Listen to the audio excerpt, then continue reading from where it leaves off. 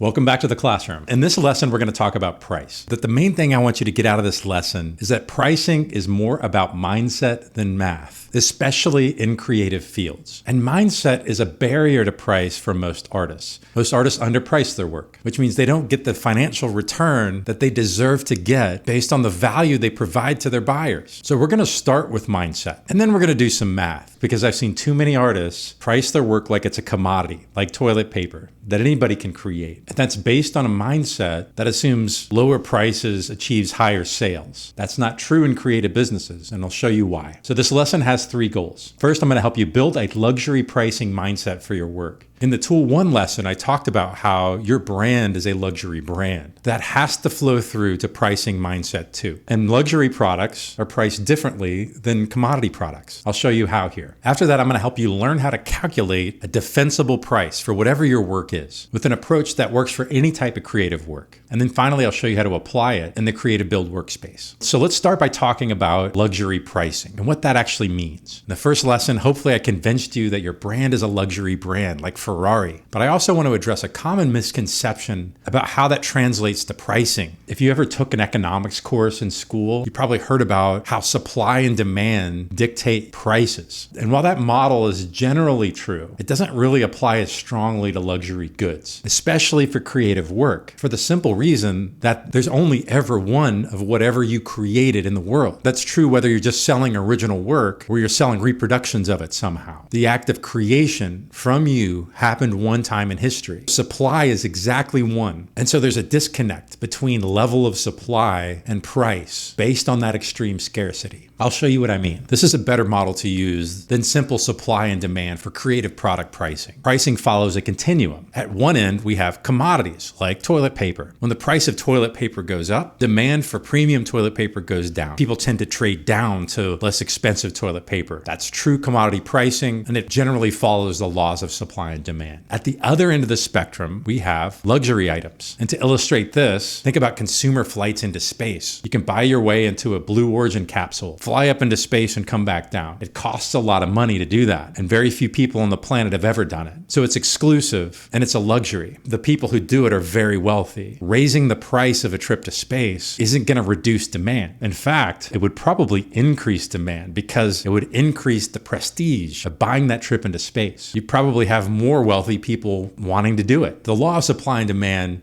kind of breaks down at the luxury end of pricing. Demand can go up when you raise prices. But since this is a continuum, let's look at something in the middle. In the middle, we have branded commodities. Think Starbucks coffee. Coffee is a commodity by definition. But what brands like Starbucks try to do is apply something beyond just the product itself to the product to command a higher price because of the brand experience they deliver. So branded commodities can command a little bit of a higher price than true commodities, but still not as high as luxury items. And even within the coffee space, you could imagine different brands existing at different price points along this continuum, depending on the value of those brands. We have store brand coffee at one end, and at the other end, we have very high-end coffee that's more exclusive and higher priced. Starbucks is somewhere in the middle. So my question to you is, where does your work belong? Do you think your work's really a commodity? Can anybody make what you make? Or do you agree with my assertion that your act of creation to create your work happened one time in history, making it something even more exclusive than a Blue Origin flight into space? Or maybe you think your work is a lot like everyone else's and your artist's story is going to carry it. It's somewhere in the middle between commodity and luxury. One of my goals at the Creative Build is to push you as far to the right as you can go, because most artists underprice their work. And that doesn't just leave money on the table for you. It often opens you up to exploitation, where big corporations or other people can capture the full value of what you're creating for themselves. I want you to keep most of the value you create through your work. And in pricing, it is an important mechanism to do that. So now that you've got the right mindset, if you agree with me that your product is a luxury product, let's talk about how to build a defensible price. This is the math section, but I promise it's just a little bit of math, and it's grade school level math. You can do this. It doesn't look anything like this board. I'm going to go through the math here, but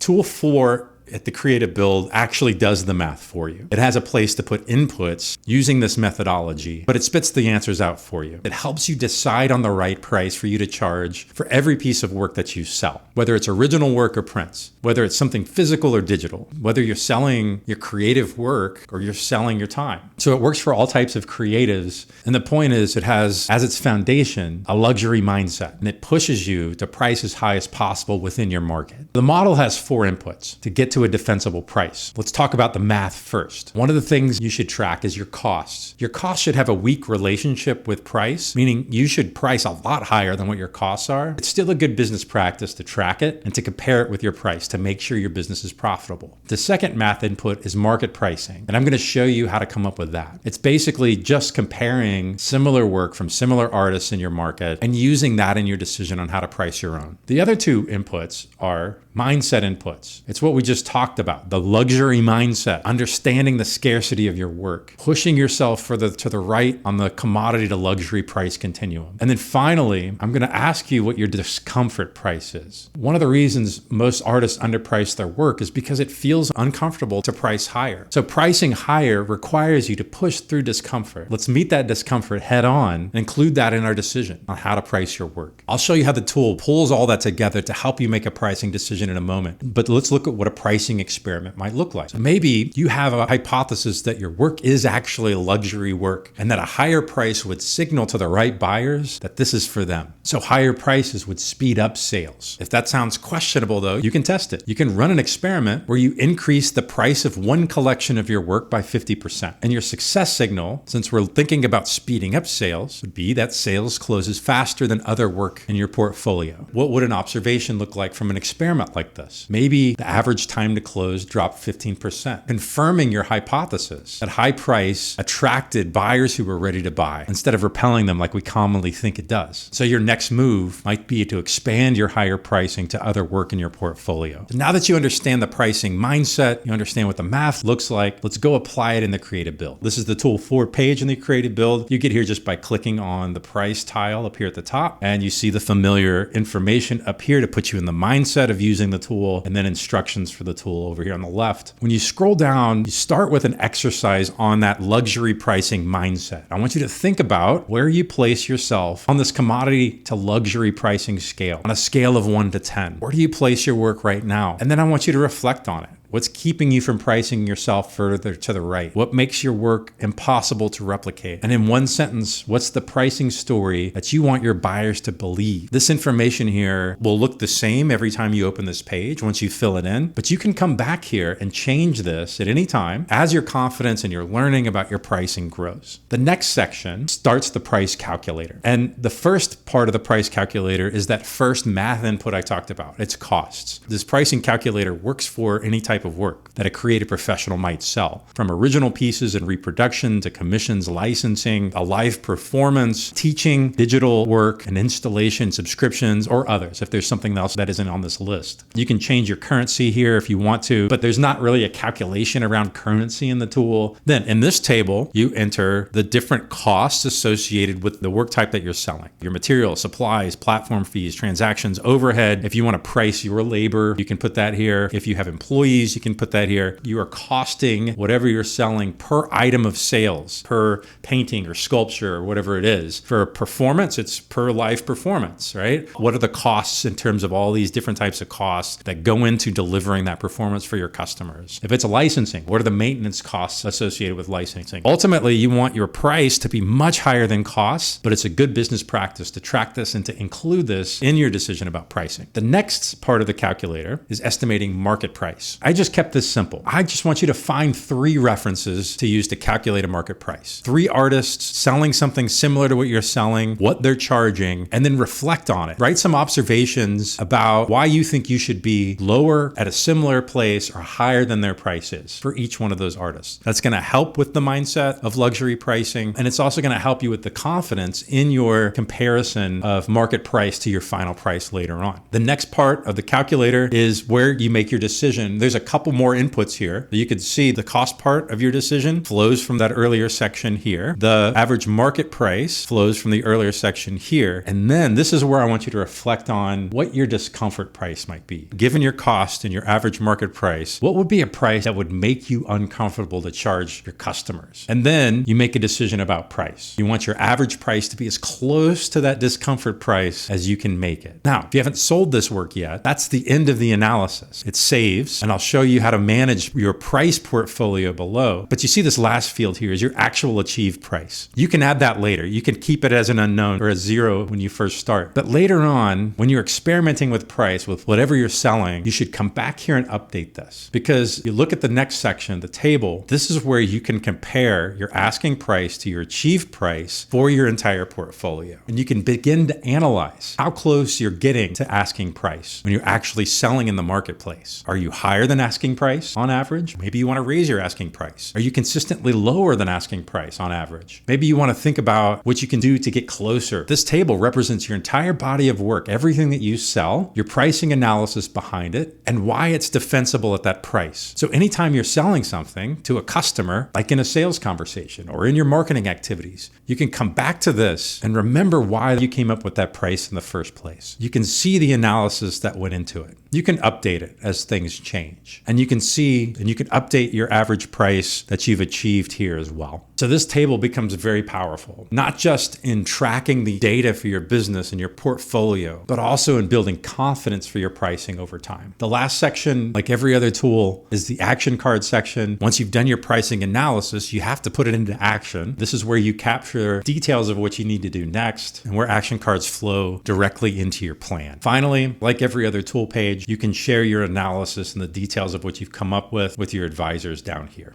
So that's the pricing lesson. Hopefully you understand why creative work doesn't quite fit with the typical supply and demand pricing we think about in economics, and why your work belongs on the luxury end of the pricing continuum. In the next lesson, we're going to talk about sales, which is the place you're most likely to have to defend your prices. And it's another area that a lot of creatives are uncomfortable with. My goal is to demystify the whole area of sales and to show you why creatives are actually pretty great at it.